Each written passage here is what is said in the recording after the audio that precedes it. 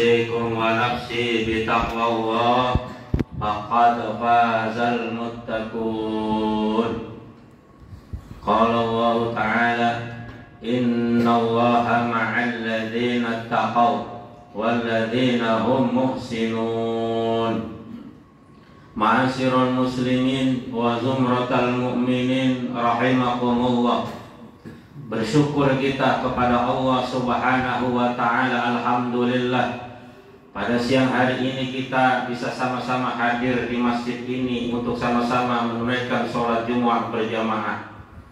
Sholawat dan salam senantiasa kita sampaikan kepada baginda Nabi Muhammad sallallahu alaihi wasallam sebagai khatamun nabiyyin wal mursalin, yang mudah-mudahan senantiasa menambah rasa syukur dan mahabbah kita kepada Rasul sallallahu alaihi wasallam.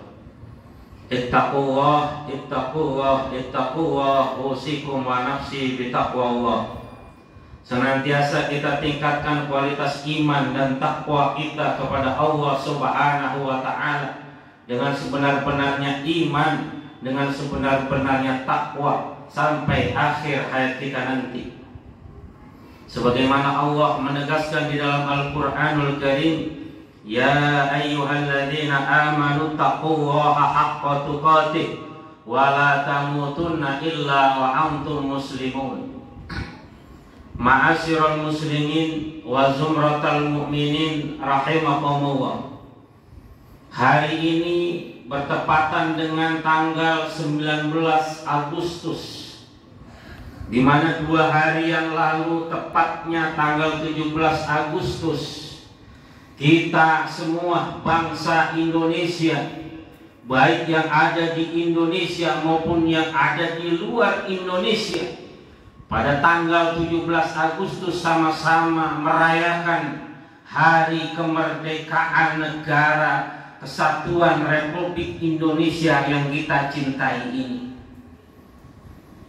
Karena yang tidak perlu, yang jangan sampai kita lupa adalah bahwa kemerdekaan negara Republik Indonesia ini bukan hadiah dari Belanda.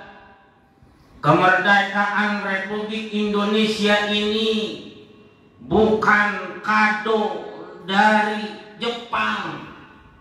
Kemerdekaan negara Indonesia ini bukan pemberian cuma-cuma dari negara lain, tapi kemerdekaan negara Republik Indonesia ini diraih, dicapai dengan tetesan air mata, dengan tetesan keringat, dengan tetesan darah, bahkan nyawa orang-orang tua kita terdahulu, para pejuang-pejuang bangsa ini, para suhada-suhada yang memang betul-betul berjuang untuk memerdekakan negara yang kita cintai ini.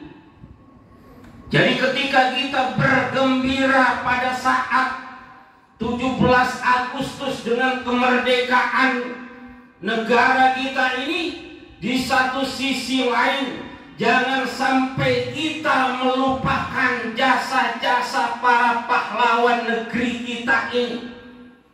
Dan kalau kita bisa lihat bahwa pejuang-pejuang pahlawan-pahlawan negara ini mayoritas adalah umat Islam.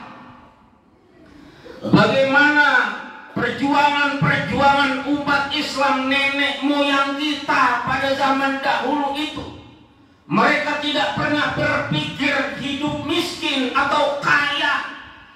Bahkan jangankan harta yang mereka miliki, nyawa satu-satunya yang mereka miliki, mereka berikan untuk Allah dan untuk kemerdekaan negara yang kita cintai ini. Maka mayoritas memang kemerdekaan negara ini diraih oleh umat Islam dengan komando para ulama, para habaib pada saat itu. Karena presiden belum ada, RT belum ada, RW belum ada, lurah juga belum ada pada saat itu, karena memang belum merdeka. Maka satu-satunya komando yang ditaati, yang dipatuhi oleh umat, oleh bangsa pada saat itu adalah komando ulama.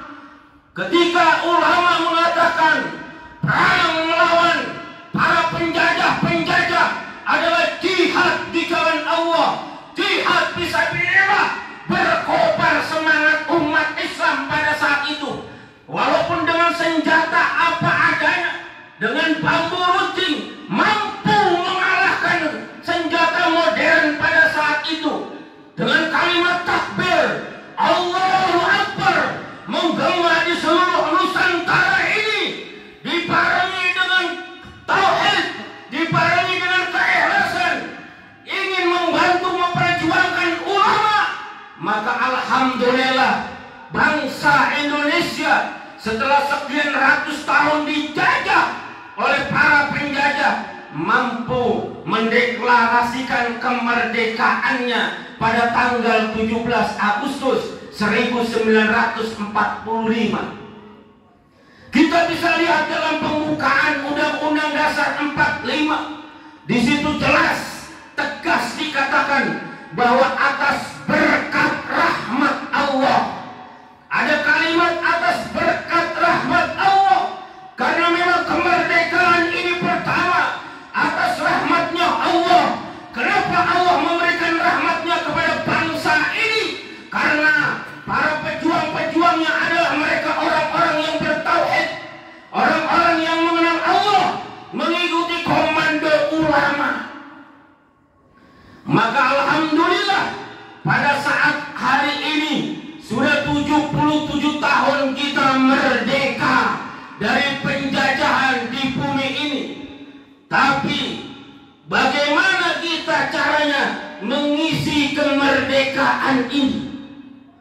Bahwa jangan sampai lupa kepada para pejuang-pejuangan, para pahlawan-pahlawan. Karena bangsa yang besar adalah bangsa yang mengingat jasa orang-orang terdahulu, jasa pahlawan-pahlawan terdahulu. Termasuk dalam agama ini. Hari ini adalah momentum Hijriah.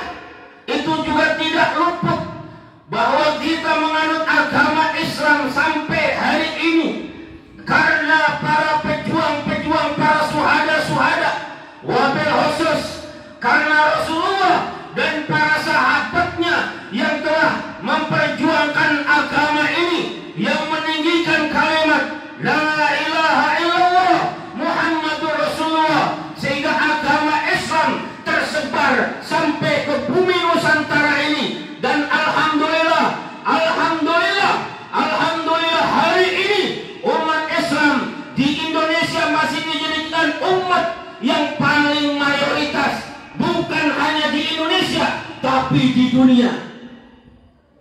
Ma'asyiral muslimin wa zumratal mu'minin rahimakumullah, untuk mengisi kemerdekaan, mempertahankan kemerdekaan, dan untuk mempertahankan agama ini, yang pertama ihya'uhu, kita hidupkan semangat beragama. Karena dengan semangat beragama ini, jangankan negara, agama pun pasti kita akan bela. Jangankan agama, negara pasti kita akan bela. Ketika orang-orang yang semangat beragama patuh, tunduk terhadap aturan agama, maka tidak diragukan lagi, pasti patuh dan tunduk terhadap aturan negara ini. Selama aturan negara ini tidak berbenturan dengan aturan syariat Islam, maka ayo kita kobarkan semangat, kita hidupkan semangat umat Islam ini kembali. Karena terbukti dengan semangat beragama, bangsa ini terbebas dari penjajah. Dan terbukti dengan semangat beragama di bawah naungan Al-Quranul Karim, para sahabat adalah generasi-generasi terbaik umat ini. Maka kalau kita mau menjadi generasi yang lebih baik, ayo kita hidupkan kembali semangat beragama. Lalu yang kedua, baksuhu, kita bangkitkan semangat beragama Lalu yang ketiga, i'adatuhu, kita kembalikan ajaran agama ini kepada sumbernya yang asli. Kita menggunakan Al-Quran, kita menggunakan As-Sunnah, kita juga menggunakan ijma' dan qiyas sebagai landasan hukum agama ini. Tidak hanya dengan Al-Quran saja, tidak hanya dengan hadis saja, tapi juga dengan menggunakan ijma' dan qiyas. Ma'asyiral muslimin wa zumratal mu'minin rahimakumullah. Karena orang-orang yang betul-betul memahami karakter agama dan betul-betul mau melaksanakan agama dalam kehidupan sehari-hari, pasti menjaga pribadinya dari hal-hal tercela, pasti mau menjaga pribadinya dari hal-hal yang diharamkan oleh agama. Maka orang-orang yang bertahan, orang-orang yang mempertahankan agama ini patut diacungkan jempol. Karena pasti sudah sangat sedikit sebagaimana Rasul sallallahu alaihi wasallam mengatakan dalam satu hadisnya, sayati zamanun ala ummati yafirruna minal ulama wal fuqaha fayabtaliyahumullah bisalasi baliyat yahrujuna minad dunya bighairi iman yarfa'ullahu al-barakata min kasbihim wa yusallituhumullah sultanan jairan atau kama qala Rasul sallallahu alaihi wasallam. Jangan sampai kita tidak mau dekat dengan ulama, jangan sampai kita jauh dari agama. Karena kalau kita sudah jauh dari ulama, jauh dari agama, tidak mau duduk di majelis-majelis taklim, itu sebagai tanda bahwa keberkahan di negara ini akan dicabut.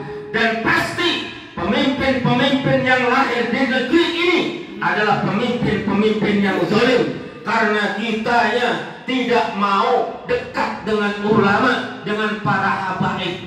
Maka duduklah di majelis-majelis ilmu, duduklah di majelis-majelis zikir, di majelis-majelis taklim terdekat di rumah kita. Walaupun dengan kesibukan kita sehari-hari, sempatkan duduk bersama ulama agar ke depan dalam pemilihan presiden ke depan kita mengikuti satu komandonya para ulama, agar bangsa ini terbebas dari penjajahan apapun bentuknya.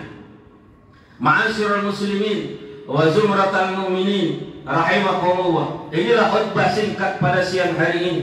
Mudah-mudahan kita semua bisa mengambil ibrah pelajaran dari nilai-nilai perjuangan bangsa ini dan dari nilai-nilai perjuangan para sahabat bersama Rasul sallallahu alaihi wasallam. Inna asanal kalami kalamu wahil malik